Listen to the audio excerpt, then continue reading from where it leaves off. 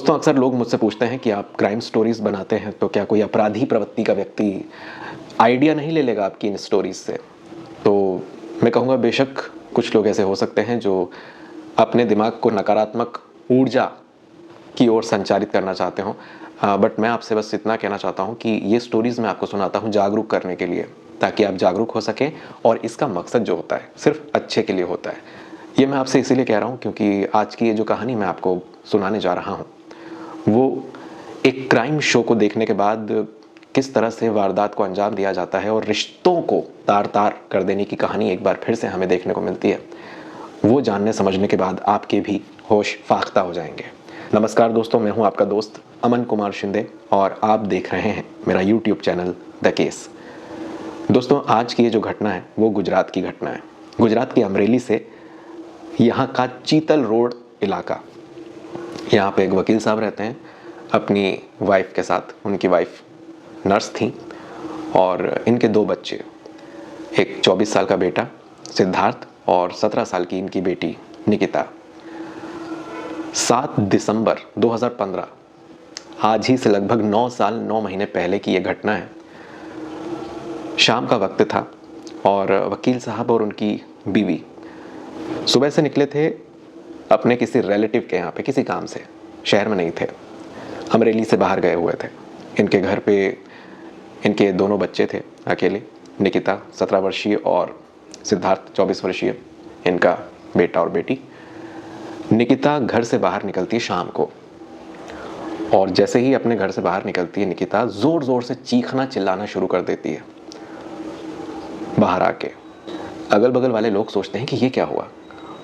निकिता कहती है कि अरे भाई को किसी ने मार दिया, भाई को किसी ने मार दिया, बचाओ भाई को। बदहवास बेसुध होकर रोई जा रही है निकिता, और किसी को कुछ समझ में नहीं आ रहा है कि अचानक से वकील साहब के घर से निकिता निकली और चिल्ला रही है, क्या हुआ। तो अगल बगल वाले जितने भी लोग थे, कॉलोनी थोड़ी सी ऐसे घर बने हुए थे कॉलोनी में कि बहुत पास पास घर थे और एक ही दरवाज़ा था इनका घर का, छोटा सा एक दरवाज़ा था, एंट्री गेट।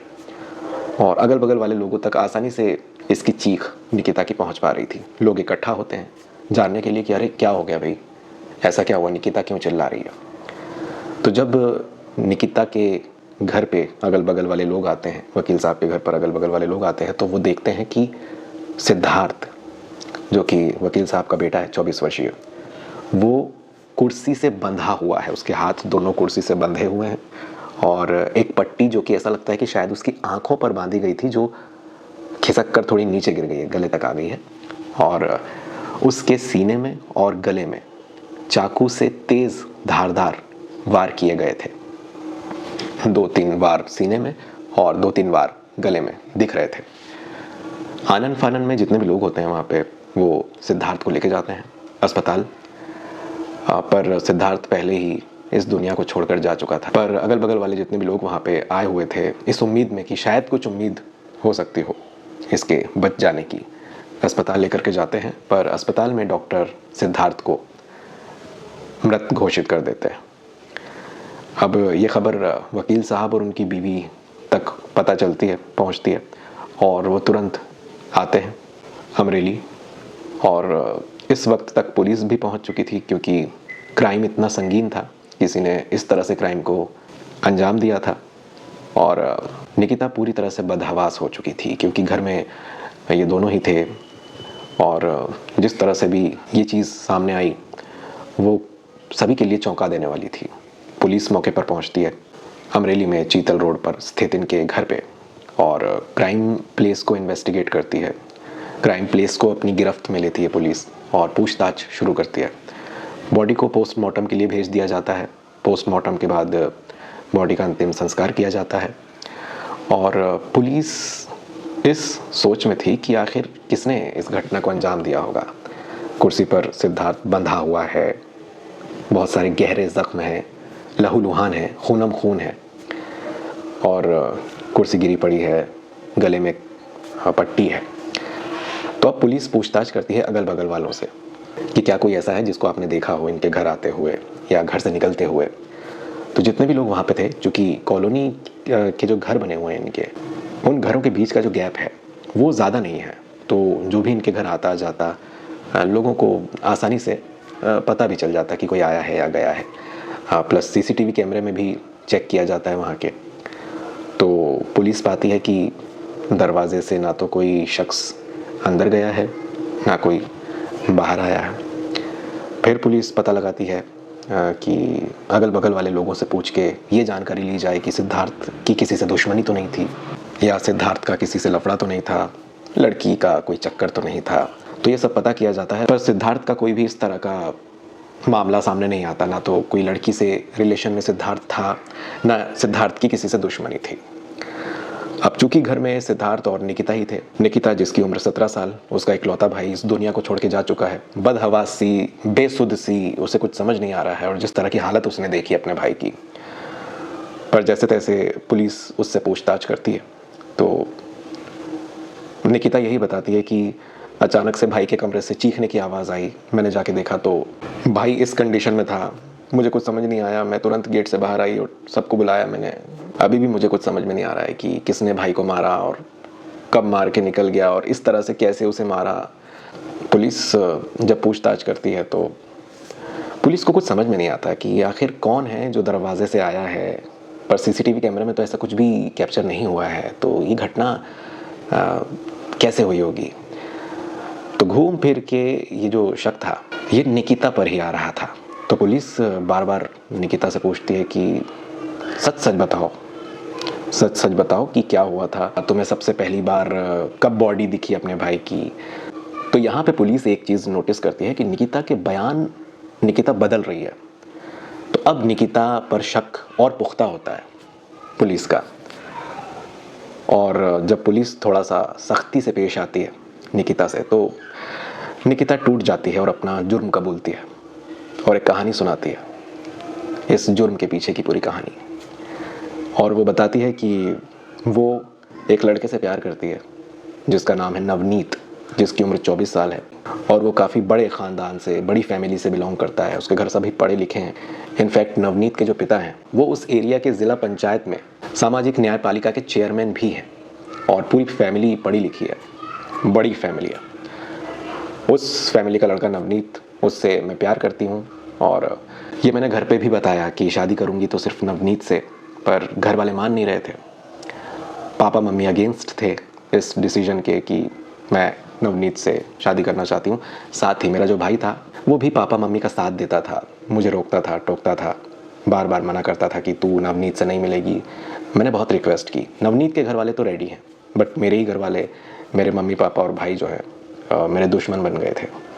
और मैंने सोच लिया था कि अगर मेरे पापा मम्मी और भाई रहे तो इनके रहते तो कभी मैं नवनीत की नहीं हो पाऊँगी, नवनीत से मेरी कभी शादी नहीं हो पाएगी। तो दोस्तों, निकिता के मन ही मन में कहीं ना कहीं उसके मम्मी पापा और भाई उसके दुश्मन बन चुके थे। तो उसने 7 दिसंबर 2015 के लगभग 6 दिन पहले ही एक क्राइम शो देखा था। जी हाँ दोस्तों, यहाँ पे एंट्री होती है एक क्राइम शो की, जिसमें निकिता ने देखा था कि एक हस्बैंड अपनी वाइफ को कुर्सी पर बैठाता है, उसके हाथ बांधता है, आंखों पर पट्टी बांधता है, और छुपम छुपाई के खेल जैसा कोई खेल खेलने को कहता है। वाइफ भी पट्टी बंधवा लेती है, हाथ में रस्सी बंधवा लेती है कुर्सी पे, और फिर हस्बैंड जो होता है चाकू निकाल के वाइफ को मौत के घाट उतार देता है, और उसकी वाइफ इस दुनिया से चली जाती है। जब ये क्राइम शो निकिता ने देखा तो निकिता को आइडिया लग चुका था। निकिता ये समझ चुकी थी कि अगर मैं ये तरीका अपनाऊंगी तो सामने वाला बेबस हो जाएगा, ना उसके हाथ चल सकेंगे और ना ही वो कहीं भाग सकेगा, और मैं अपने मकसद में कामयाब हो जाऊंगी। तो ये प्लान कहीं ना कहीं उसने बुन लिया था कि ऐसा मैं करूंगी, पर ऐसा मैं तब कर पाऊंगी जब घर पे कोई नहीं होगा, जब घर पे सिर्फ मैं और भाई होंगे। सबसे पहले उसने सोचा था भाई को रास्ते से हटाऊंगी, फिर पिताजी को, और फिर मम्मी को। तीनों को बारी बारी से अपने रास्ते से हटाने के बारे में ही सोच चुकी थी। तो 7 दिसंबर को उसे ये मौका मिला। 7 दिसंबर 2015 को निकिता के घर वाले थे नहीं, बाहर गए हुए थे, और निकिता ने अपने भाई को, सिद्धार्थ को, कहा कि चलो भाई आज हम छुपम छुपाई खेलते हैं। तो सिद्धार्थ कहता है पागल है क्या, मुझे नहीं खेलना, जा। अरे भाई प्लीज़ ना। तो सिद्धार्थ कहता है चल ठीक है। निकिता कहती है कि कुर्सी पे आओ, मुझे आपके हाथ बांधने पड़ेंगे। तो सिद्धार्थ कहता है पागल है क्या, कहते नहीं भाई हाथ बांधने पड़ेंगे। बोले चल ठीक है ले बांध दे। सिद्धार्थ को लग रहा था कि ये मजाक कर रही है, खेल खेल रही है, क्योंकि उनकी उम्र भी ऐसी थी। सिद्धार्थ की उम्र 24 साल, निकिता की उम्र 17 साल। सिद्धार्थ को लगा कि ये गेम खेल रही है। फिर उसने अपने भाई सिद्धार्थ के हाथ भी बांध दिए कुर्सी पे। फिर निकिता सिद्धार्थ को कहती कि भाई मैं अब आपकी आंख पर पट्टी बांधूंगी। तो सिद्धार्थ कहता चल ठीक है बांध दे। और जैसे ही सिद्धार्थ की आंखों पर निकिता पट्टी बांधने जाती है तो सिद्धार्थ कहता है अबे धीरे बांध, जोर से बांध दी। तो अब यहाँ पर निकिता को डर लगता है कि अगर इसने जोर से चीख दिया भाई ने तो अगल बगल वाले लोग आ सकते हैं। इसलिए वो कहती है ठीक है भाई मैं आंख की पट्टी हटा रही हूँ, बस हाथ बांध रही हूँ। हाथ बांधने के बाद आंख की पट्टी हटा चुकी थी निकिता किचन से चाकू लेती है और अपने भाई के सामने आती है और कहती है कि भाई मैं आपको मार दूंगी।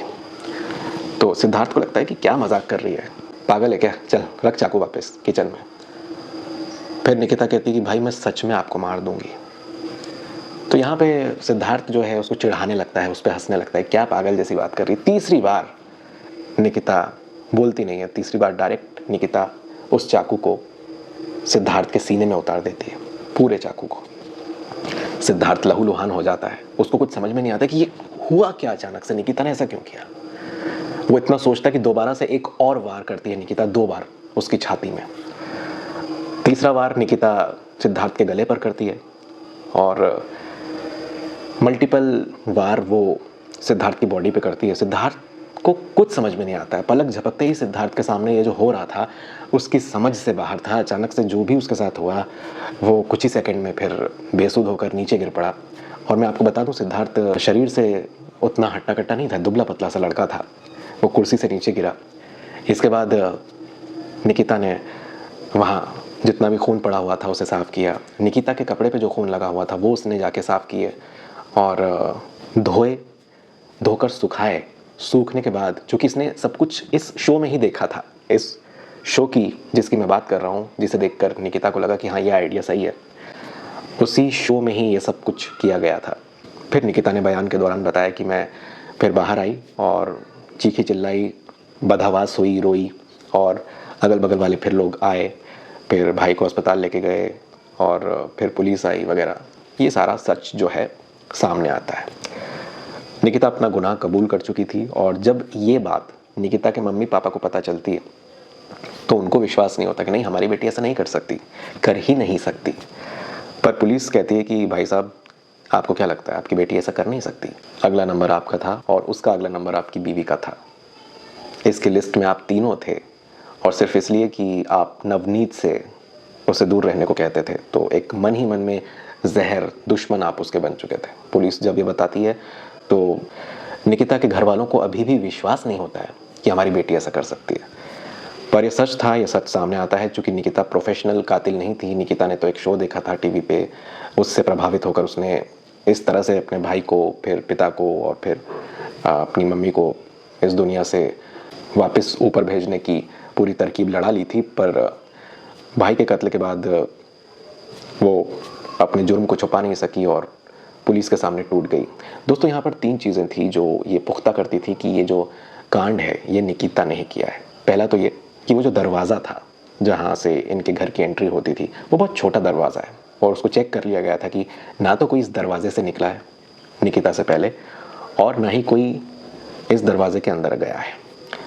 और दूसरा जो निकिता ने अपना बयान दिया कि किस तरह से उसने ये सारी चीज़ों को अंजाम दिया।